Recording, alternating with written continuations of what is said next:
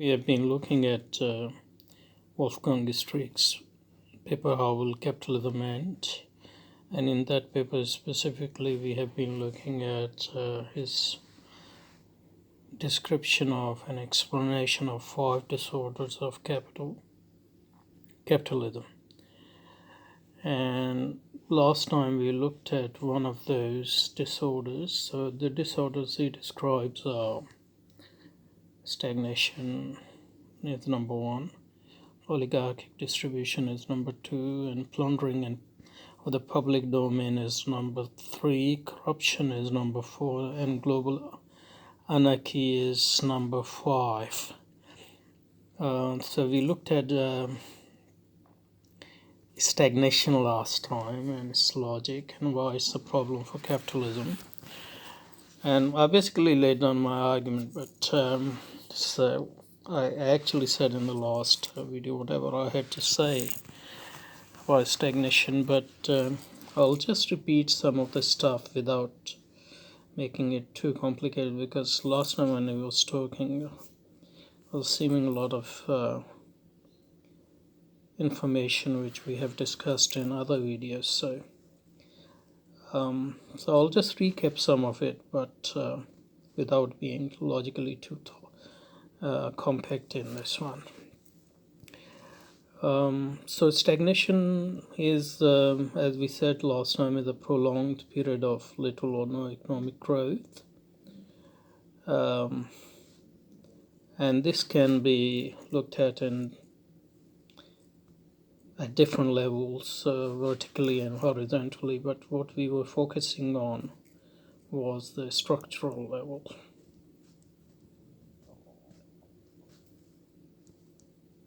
And also that was related to the level of rationality of the system or capitalism as such. And on the structural level, we said that to explain the stagnation,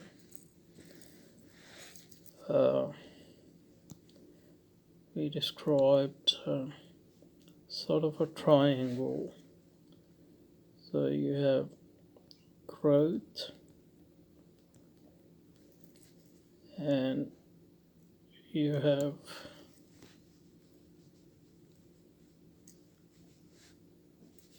consumption, and you have investment. So the lack of growth is results from lack of consumption, not enough demand, and you don't have enough demand. You can have that for 2 reasons. People don't have enough money, and that goes back to growth as well. So if there's not enough growth, there's not enough money to go around. And lack of consumption can also be due to the fact that people's needs are limited. So for that, capitalism resort to demand management techniques and creating a lot of demands through advertisements and etc. and brand management, etc. And lack of growth can also be because of lack of investments. So you have capital, but people are not investing because they are not expecting enough rate of return and profit. And this happened because of the nature of capital accumulation itself, because capital accumulation requires concentration, of wealth and power and money and all those things, but also lead to concentration, more concentration. And concentration leads to saturation.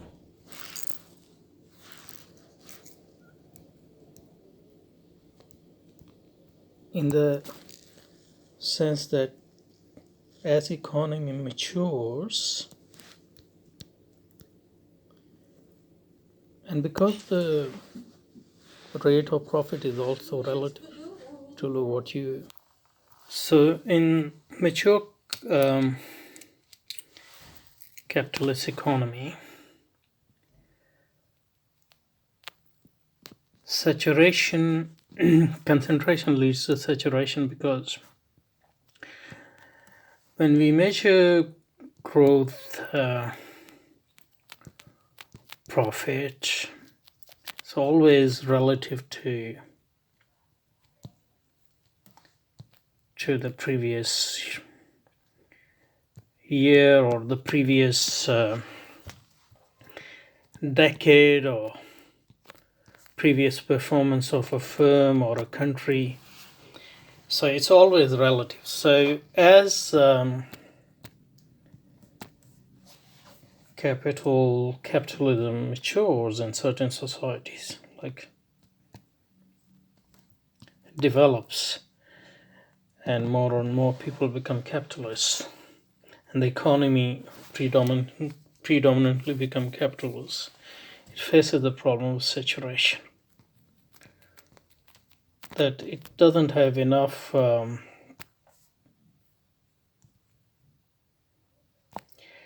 new arenas to invest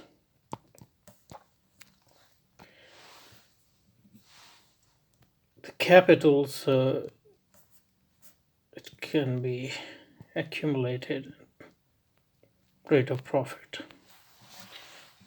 is such that it's worth investing there, and the rate of profit is more than the previous year or in the previous ventures or what is expected, etc. So this is the problem of saturation.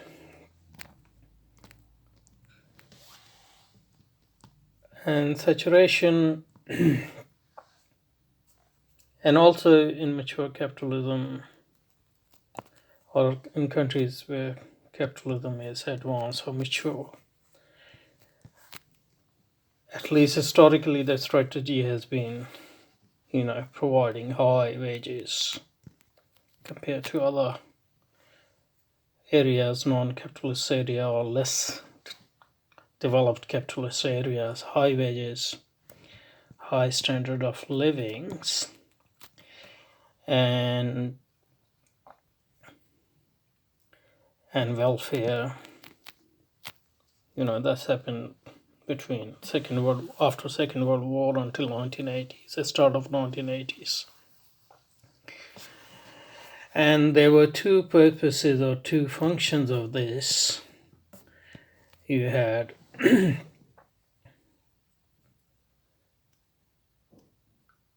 demand, people had money to buy, because as we saw, if they don't buy things, then there can't be growth, because growth is dependent on consumption, especially in production settings.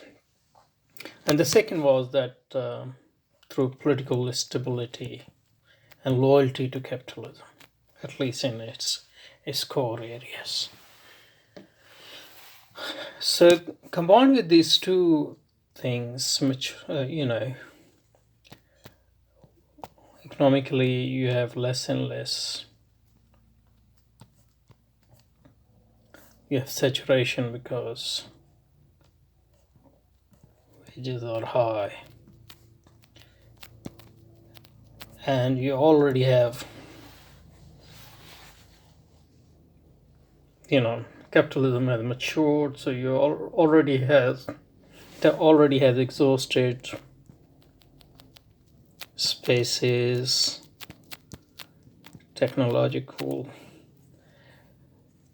arenas, as well as nature and different areas, so that within the mature capitalist economies in their heartlands, the rate of profits are falling relatively. So that's what stagnation is.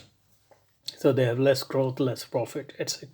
And that affects everything. It affects then the wages, it affects the welfare system, and become unsustainable.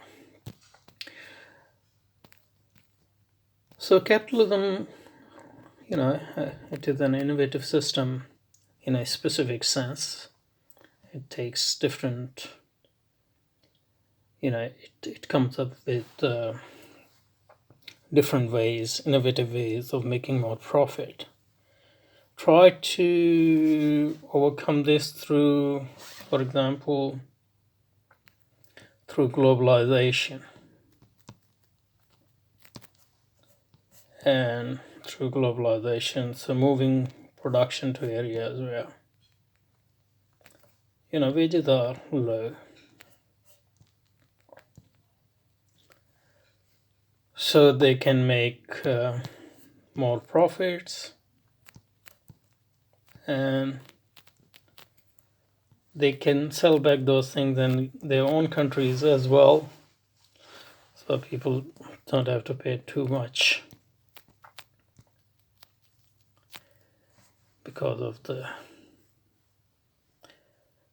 currency differences and all other things, because low wages make it possible to sell it back on enough profit.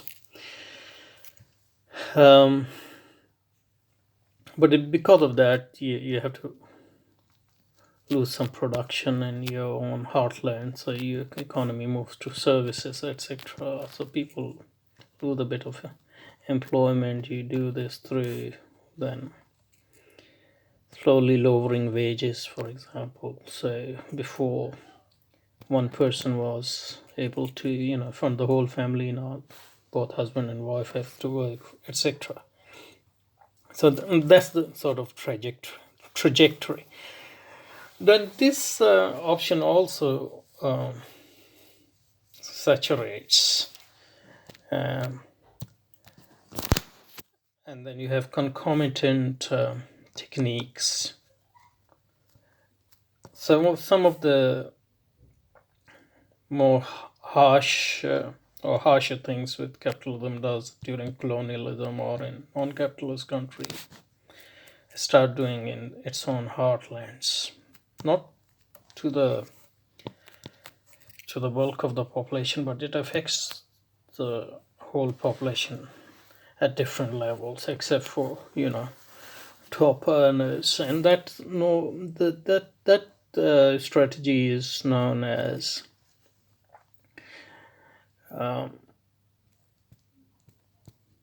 HR management or HR techniques, and it basically consists in low wages, depressing wages, curbing unions and their powers, and moving to what generally is known as neoliberalism. And with this comes financialization as well, because in production you have MCM, so you have a lot of problems. You have to deal with actual demand, and you have to deal with wages and production, and you have to deal with storage, and you to deal with supply and communication lines, and it takes time.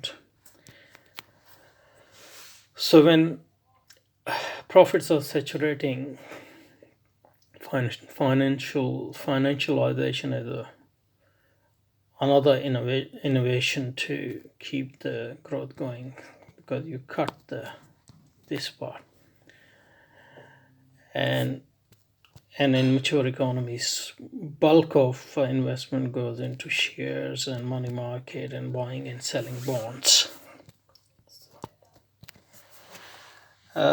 This has its own problem. It comes with it. Firstly,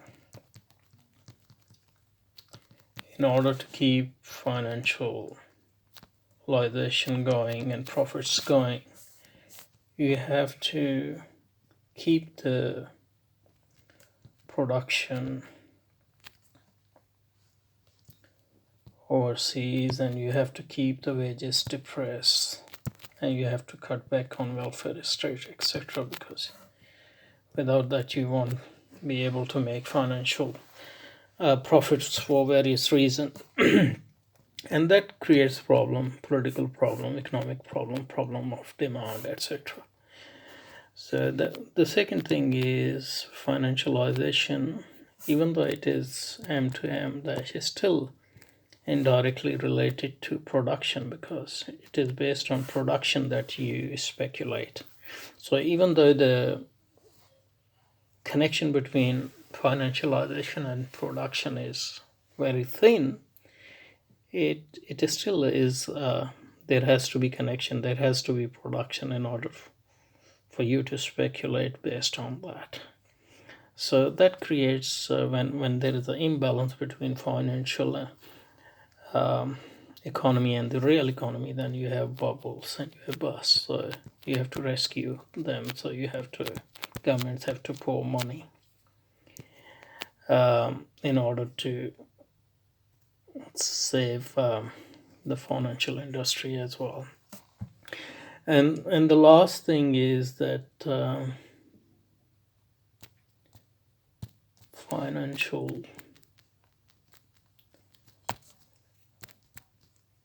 only a small portion of population actually makes their living through financialization. And if most of your growth in the financial sector, then only increasingly only very small portion of your population is actually benefiting from that growth. And generally, you have to cut back welfare state as well, because to increase financial profits, you have to decrease, the welfare state. You have to decrease tax levels, etc. So that create inequality, and depending on the country, large swaths of population, they come to live lives still better than very poor countries, but lives which are struggle. So there's not enough money, there's not enough demand. So now these are some of the mechanisms of overcoming such situations. But financialization is not sustainable for reason I've already alluded to. So one of the reason is the bubbles, and every 10 years you have to rescue large rescue packets. It creates inequality, it creates low wages, it creates pauperization, because there's no welfare state, or welfare state is being cut back. And most of all, and you don't want to go back to production, because that will cut back financialization. And now financialized sector is the dominating sector in the mature capitalist societies, and they have political clout, such that especially in America, there nothing can happen without them. So it's in their interest, and they are a very small portion, but they are politically, economically very strong. So it is in their interest that there's no reinvestment or going back to so-called Keynesianism and productionism and etc. So that's the problem. Some people have seen light in technology, especially uh, artificial intelligence technology, and people argue that, like, you had technological advances before, like you had, you know, TV or more essential things like car or washing machine. So a lot of people needed it. So it created a lot of economic activity for 10, 20 years. So maybe artificial intelligence will bring in new technologies which will save that problem. The jury is still out on that one. Different people have different takes on that, and we shouldn't underestimate capitalism's innovative power in this specific sense of keep going with different maneuvers. But Streeck's own assessment is that this is not going to work because, as he says here, whatever technological progress would add to growth would probably be cancelled out by what it would add to inequality, because as he said, doubts have been raised in particular with respect to future technological progress in artificial intelligence and robotics. While progress on this front seems likely, however, it is unlikely that its fruits will be equitably shared. Without social protection, technological advances in these areas would be destructive of employment and would give rise to further social polarization. Whatever technological progress would add to growth would probably be cancelled out by what it would add to inequality. So that's about technology, and this problem is a systematic problem because stagnation on a structural or rationality level actually strikes at the heart of capitalism, because capitalism can't renounce growth without renouncing itself, because perpetual search for growth or accumulation for the sake of accumulation, that's what capitalism is. And I think Streeck puts it nicely just above where he introduces these five disorders. He said the capitalist pursuit of profit is open-ended. That's what it means. That what I understand by open-ended is that capitalism can't put non-contingent limits on profit making, because that's like renouncing growth or renouncing itself. And this cannot be otherwise. Like physically it is possible, but conceptually it can't be otherwise, because you would be renouncing your very nature or your very meaning. So the capitalism won't be capitalism if it puts non-contingent limits on growth or profit making. The idea that less could be more is not a principle a capitalist society could honor. It must be imposed upon it. So the future in that sense seems bleak for capitalism, but since it doesn't have any principle opposition on the level of rationality and on the level of institutions and economics, it's still possible that that's fractured capitalism would go on for a long, long time. but it is a fractured worldview nonetheless. So I'll just end by reading a couple of paragraphs from Streeck here.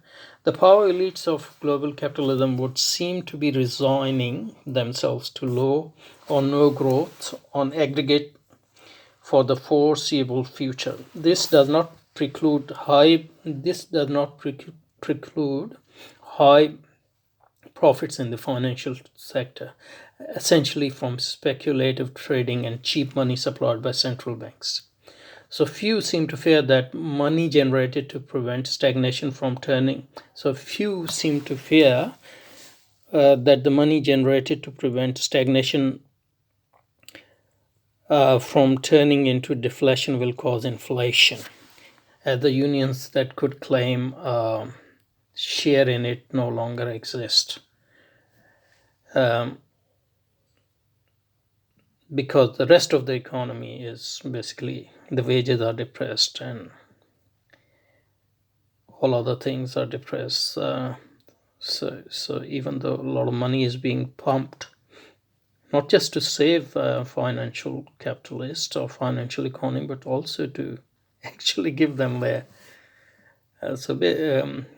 profits. But doesn't nobody fears that this pumping of a lot of money is going to lead to inflation, because the rest of the economy, which is the bulk of the economy, and over 90% of people, their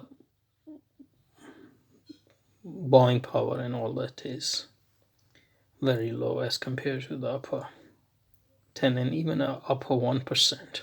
In fact, the concern now is that too little rather than too much inflation. The emerging receivism being that a healthy economy requires a yearly inflation rate of at least 2%, if not more. The only inflation in sight, however, is the asset price bubbles. For capitalists and their retainers, the future looks like a decidedly bumpy ride. Low growth will refuse them additional resources with which to settle distributional conflicts and pacify discontent. So the only way for them to manage this discontent would be to, guide people to, different, like conservatism, racism, the fear of Islams and Muslims and things like that. Bubbles are, but how long this will work is, it's to be seen. Bubbles are waiting to burst out of the blue, and it is not certain whether states will regain the capacity to take care of the victims in time. The stagnant economy that is shaping up will be far from a stationary or steady state economy. As growth declines and risk increase, the struggle for survival will become more intense. So sort of a semi-civil war within societies. Rather than storing the protective limits to commodification that were rendered obsolete by globalization, restoring the so rather than going back to welfare state, ever new ways will be sought to exploit nature and extend and intensify working time and encourage that what the jargon calls creative finance, in a desperate effort to keep profits up and capital accumulation going. The scenario of stagnation with chance of bubbles may most plausibly be imagined as a battle of all against all, punctured by occasional panics and with playing of endgames becoming a popular pastime. So that seems to be the